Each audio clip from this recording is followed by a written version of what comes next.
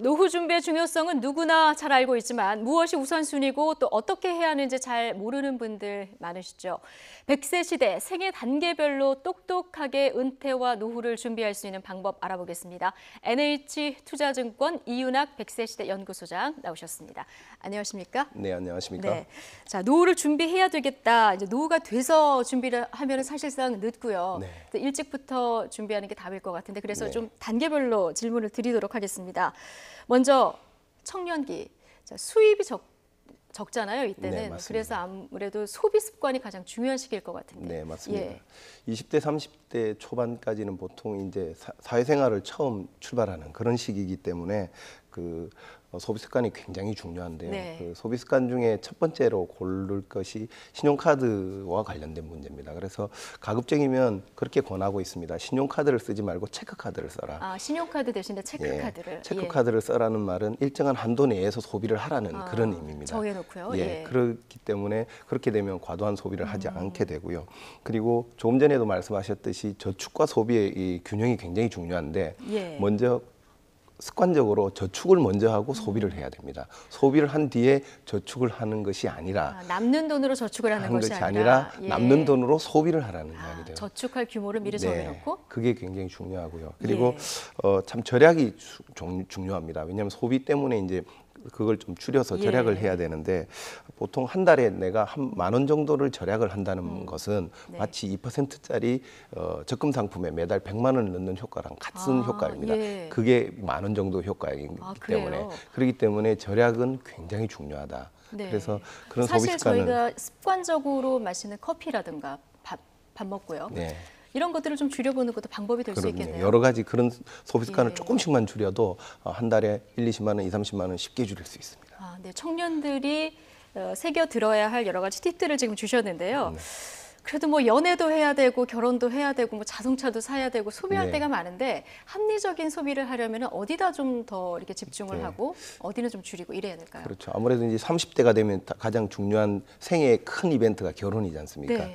그런데 결혼과 관련해서 전문가들은 준비 없는 결혼은 미친 짓이다라고 할 정도로 결혼에 대해서 큰 자금들이 소요가 됩니다.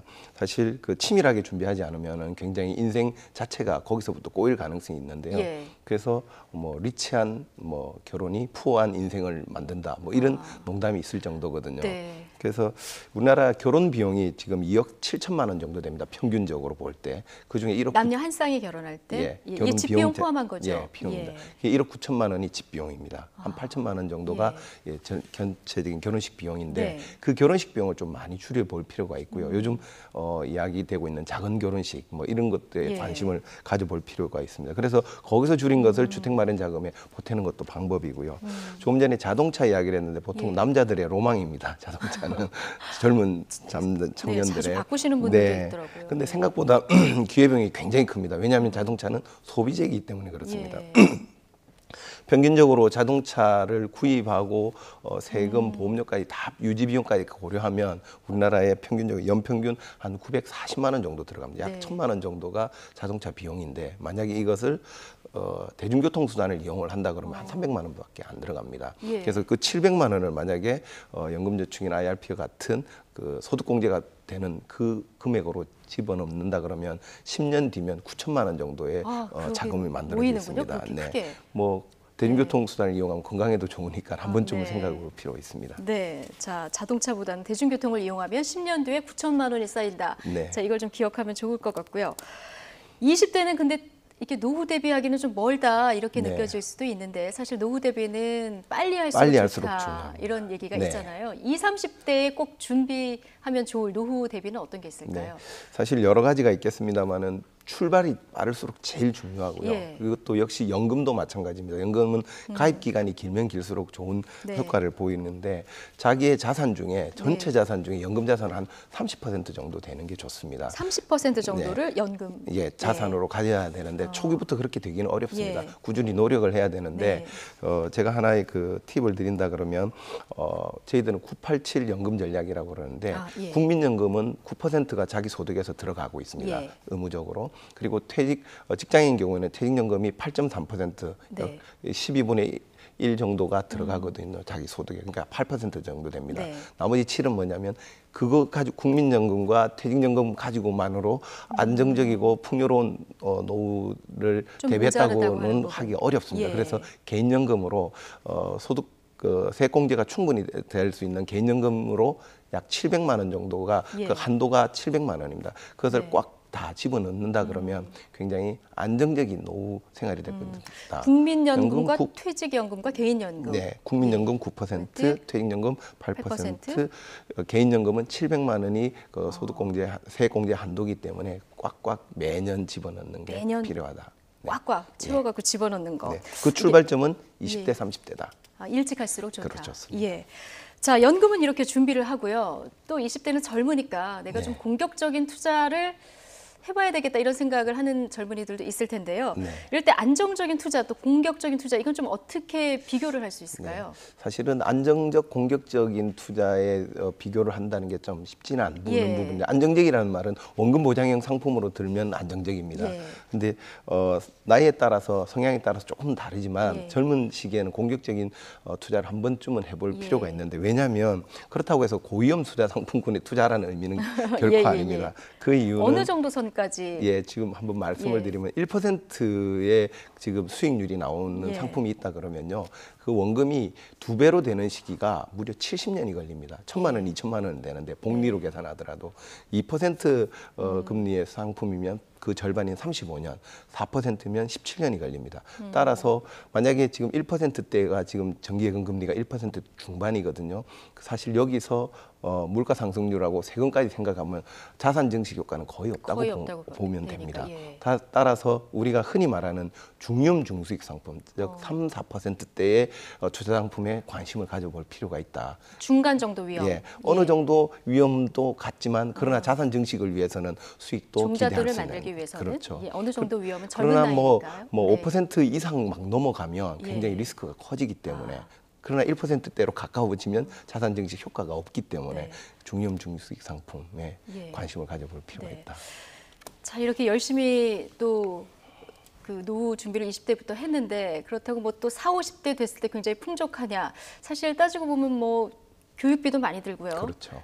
집 대출 이자도 많이 들고 이렇다 보면은 4, 50대가 돼도 사실은 재산 이렇게 많이 형성하기는 쉽지 네. 않은 게 현실 아닙니까? 네, 맞습니다. 예. 40대는 소득도 제일 많은 시기지만 지출도 제일 많은 시기이기도 예. 합니다. 보통 뭐 정말 매번 적자다 이런 이야기를 많이 하시고 계신데요.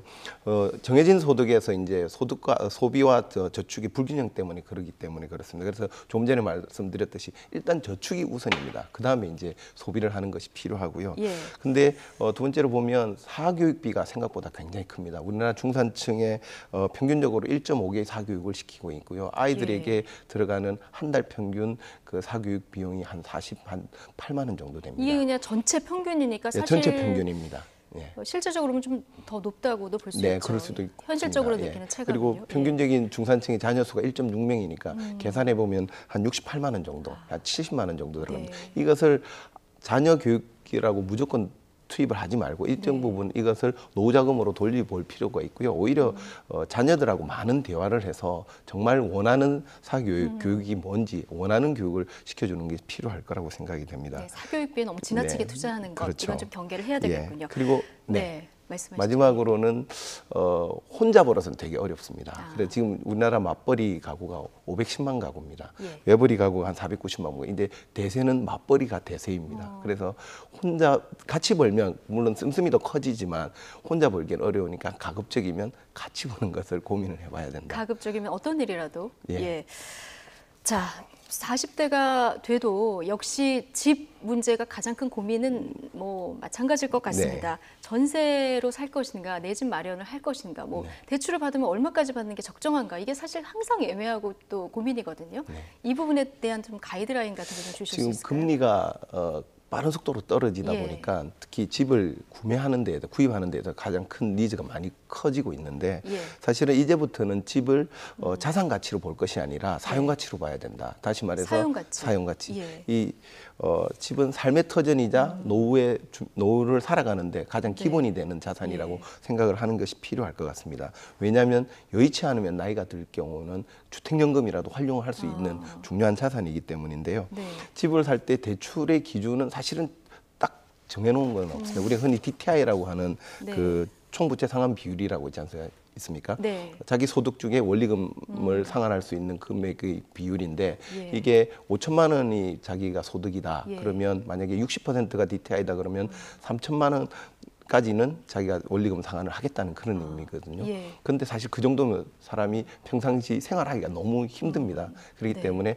적정한 비율은 DTI 기준으로 한 15%에서 한 20% 수준. 그러니까 5천만 원 소득을 가진 사람이 1억을 빌린다고 그러면은 연간 한 700만 원 정도에서 한 1,000만 원 정도 갚을 수준이 적정하다고 봅니다.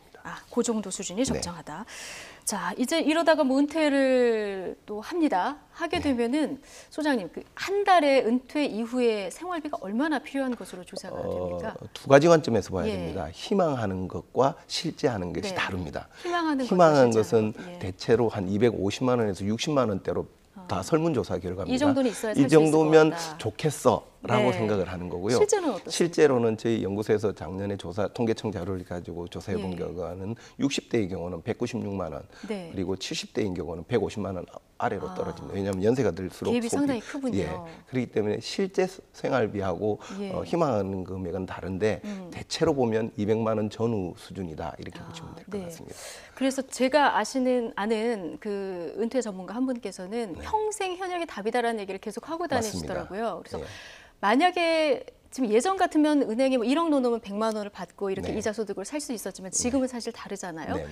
그 지금 100만 원을 만약에 이자 수익으로 받으려고 하면 은행에 얼마를 넣어놔야 받을 수 지금 있는 겁니까? 1.5% 정기예금 기준으로 본다 그러면 예. 정확하게 8억이 있어야 됩니다. 8억이요. 그러면 내가 한 달에 100만 원을 어떤 일을 해서건 벌면 8억의 가치를 가지고 있는 겁니다. 8억을 은행에 자산, 넣어놨다 이렇게 생각할 수 그런 있는 자산 거군요. 가치를 가지고 있는 겁니다. 그러면 뭔가 좀 일을 하는 것이 일이 이 은퇴 굉장히 중요하고 그래서 예. 가장 좋은 은퇴 전략은 은퇴하지 않는 것이 은퇴하지 가장 않는 것. 좋은 그렇군요. 이 이외에 또 다른 뭐 팁을 좀 주실 수 있다면. 가장 중요한 것은 조금 예. 전에 말씀드린 일을 오랫동안 하는 예. 것이 가장 중요하다고 네. 생각이 생각이 되고요. 그리고 아까 연령별로 여쭤보셨는데 예.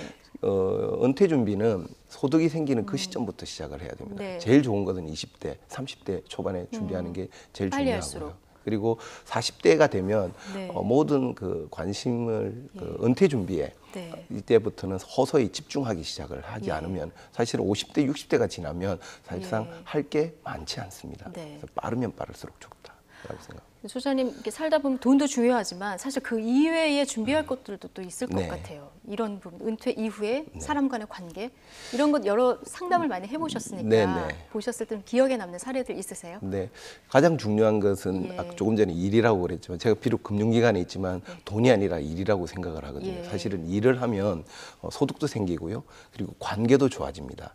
가족 간의 관계, 뭐 잘못하면 삼시기 소리 듣고요. 집에 있으면 네. 이 관계도 좋아지고 친구 간의 관계도 좋아지고요. 예. 그리고 건강 관리도 잘 하게 되는. 하게 되고, 그래서 일을 하니까. 예, 그런데 일을 하게 되면 새로운 일을 하게 되면 이전보다 소득의 수준이 3분의 1이나 5분의 1 정도로 굉장히 많이 줄어듭니다. 네. 그렇지만 그 눈높이를 과거 시점에 맞추지 말고 현재 시점에서 현실을 반영한 예. 눈높이를 맞추어서 계속 일을 하게 되면 그것으로 해서 행복감이 점점 더 커집니다. 예. 자, 내가 뭐 계속 일을 하는 게 답이라고 하셨으니까요. 내가 어떤 일을 하든 뭐 100만 원만 벌면 은행에 8억을 넣어놓은 효과가 맞습니다. 있다는 거 이거를 좀 기억하시면 네. 평생 현역으로 은퇴하지 네. 않고 사는 것 더 적극적으로 하실 수 있을 것 같습니다. 네, 지금까지 NH투자증권 이윤학 100세 시대 연구소장과 함께했습니다. 고맙습니다. 예.